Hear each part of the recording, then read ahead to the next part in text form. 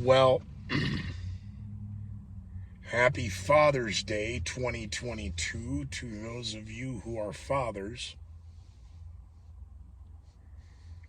That means it's June 19th, 2022. At least I know what date it is. So, members of the European Union are now saying they may have to force the European economy into a recession to fight inflation.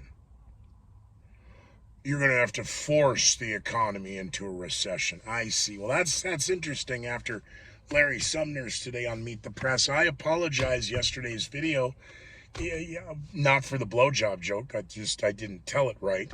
Hey guys, what do blowjobs and eggs Benedict have in common? Two things you don't get at home anymore. I think it's supposed to be married guy. It doesn't matter. I said have a big breakfast and get ready for this morning, and oh my God, January 6th, January 6th, January 6th. People are worried about the economy, and they're worried about 2024 and Joe Biden not running for president. Oh, they just set a big fire on the deck of the Titanic, signaling to anything in the North Atlantic, could you show yourself, so the media could get behind it, because they really didn't want to address the bicycle ride, which then suggests that the shows were canned on Friday because Joe fell off his bicycle on Saturday. So, I don't know. President of the United States' grandson is a crackhead. To the late great the late great JL. At least your grandson isn't. And all of the great jokes about dads that even, yeah.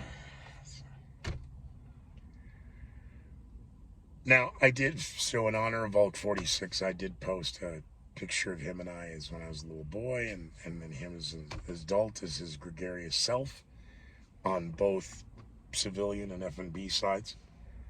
And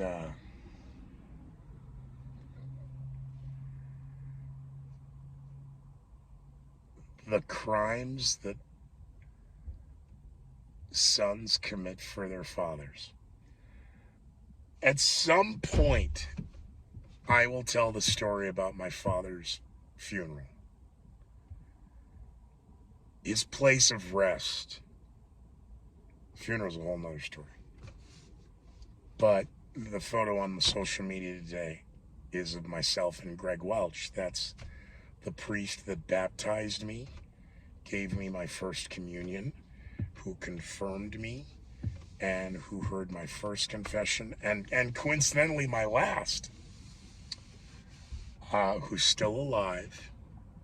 I spoke to him earlier today.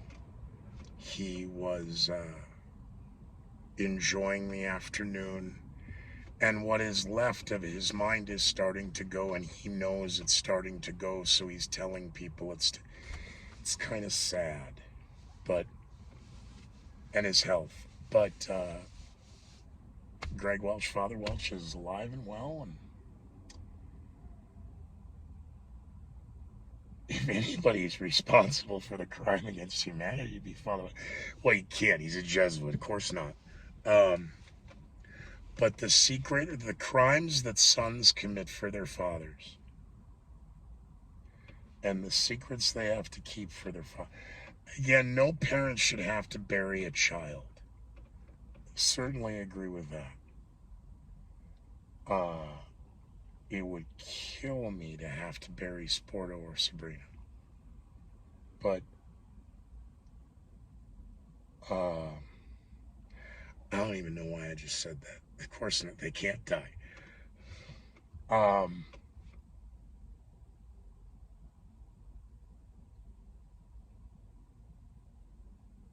Father's Day used to be a good gag. It was the good. There were so many practical jokes for Father's Day that I used to be able to play on people, as well as even on my own father. The short best one was Dan and Mr. Hoffner had electroplating, and Virginia was the secretary, the gatekeeper, if you will. and you could call Virginia, and Dan hated it, but she would keep a secret. I need a schedule for the weekend. Well, he's going to be hearing this and hearing this. Okay, thank you. Now don't say anything. And she'd be like, are you coming home for Father's Day? Just don't say anything, please. And then you got to call the girlfriend. And that gets even more uncomfortable. What Catholic, I'm on this planet because Catholics, they're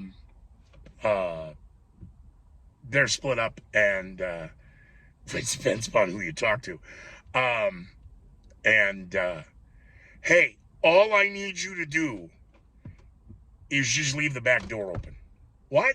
Just, I'm having something delivered. They're going to sneak in and bring it to him while he's watching the whatever. And instead of a delivery driver with a package, it's just you walking in and you kiss him on the bald spot and happy Father's Day. What the hell? And okay, well, boots and saddles, gloves and car coats. Come on, let's go to the game, or let's go whatever. Took him to a baseball game one year. Took him to play golf one year. Went to the Lex one year. Had lunch at the St. Paul Hotel one year. I want to say I did it a half a dozen times, and I think that's 4 or 5.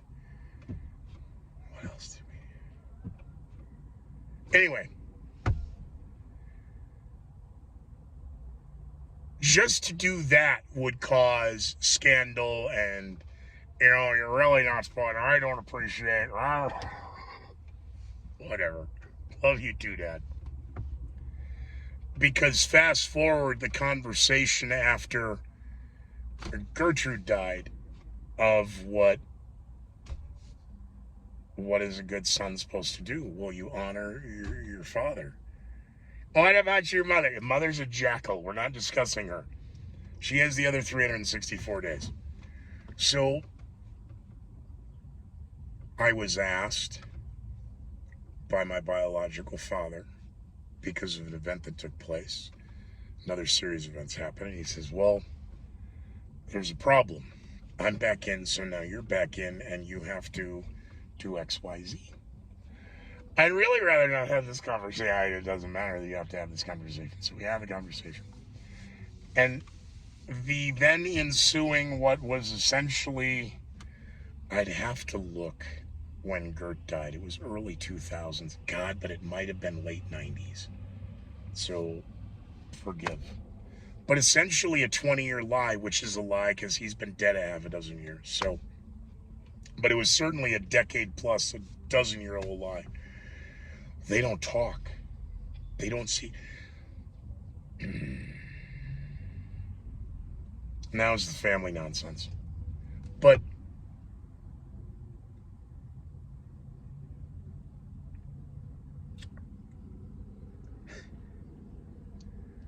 Father Welch, the crimes that sons commit for their fathers.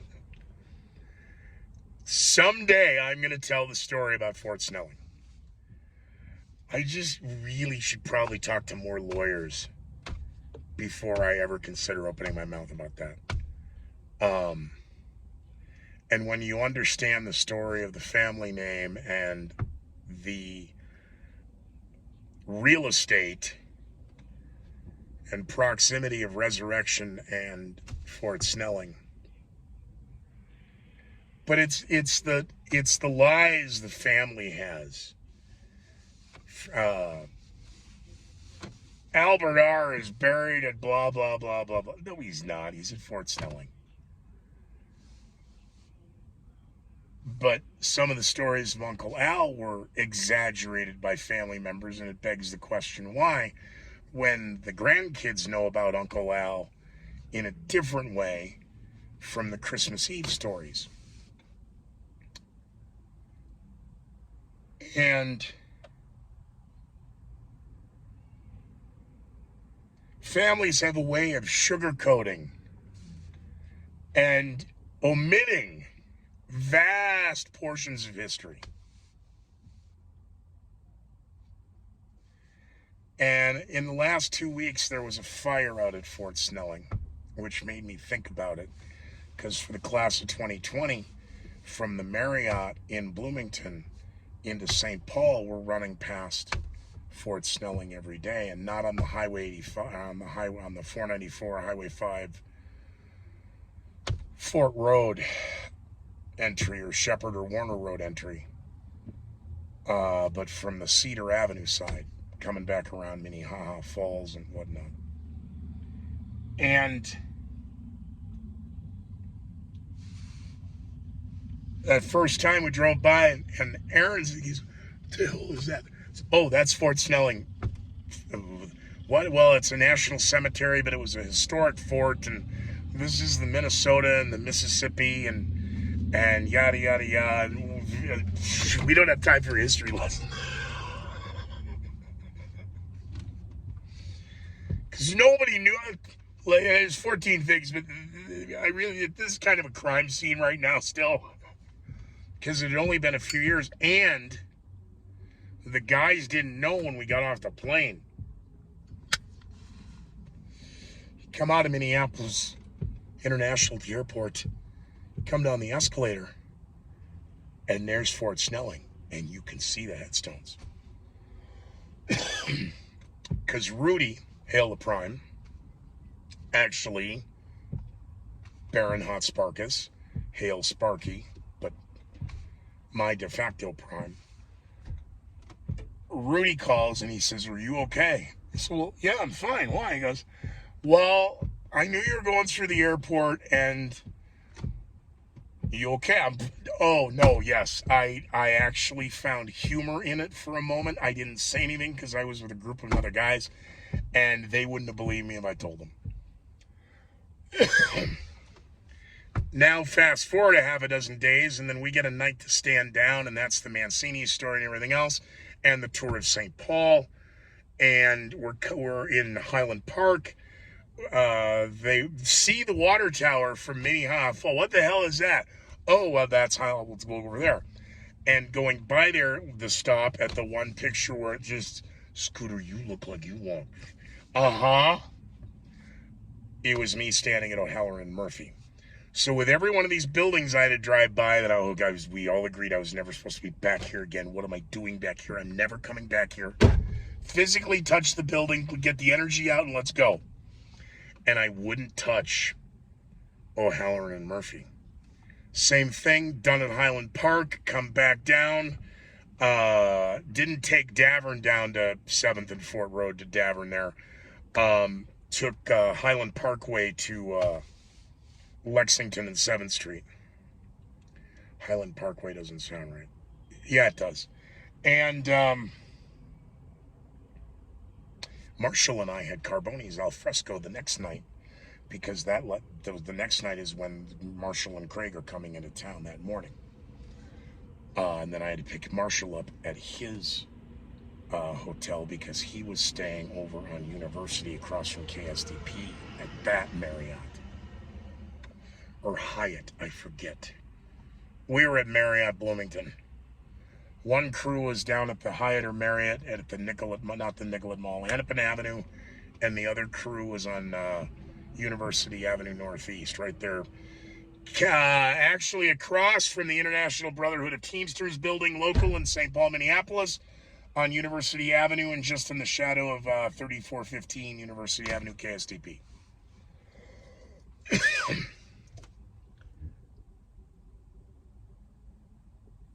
Because coming down Highland to 7th, because they want to see Lexington, where the National Guard was posted and everything barricaded off for Black Lives Matter and Antifa, which Antifa, remember now at this point, was just an ideology.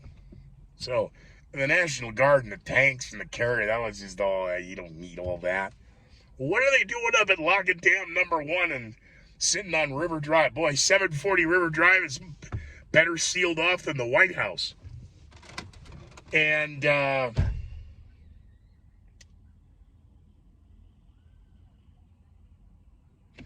7th to Jefferson, and that's the story of, hey, if these lights are out, we got to stop. But Kessler and McGuire. Don't even flinch at Kessler and McGuire. Fine. And Aaron notes that. Because at dinner, he goes, "All right, so what was with those two buildings?" Oh, and no, it was nothing. No, clearly something, Mr. McGee. What's with those buildings? And I said, well, one was the family business and the other was argumentatively the competitor, but they weren't competitors. And my memories of Kessler and McGuire are at least fond ones, not versus this. And I said, and I go, and that's why I blew off Fort Snelling, because the connection goes all the way to there. And he looks and he goes, DOD, really? And I'm like, yeah. I said, yeah, I know you won't believe this, but Irish Mafia runs deep. He goes, to a national cemetery, I guess so. And I went, yeah. And that was the joke with Aaron. I said, when we get old, when we're old and our memories start to go, remind me and I'll tell you the story. And a year later, Aaron was dead with an aneurysm. So, and I miss him. Anyway, so happy Father's Day. Someday I'll tell the story of Fort Snelling. Hail Lavolk. And to all of you fathers out there. And to Nightclub Dad. What? I told you to stop calling me that. All right. Well, I love you anyway, Joe. Be well. Happy Father's Day. Oh, and let's stand by to see who the media is going to adorn as Joe Biden's replacement.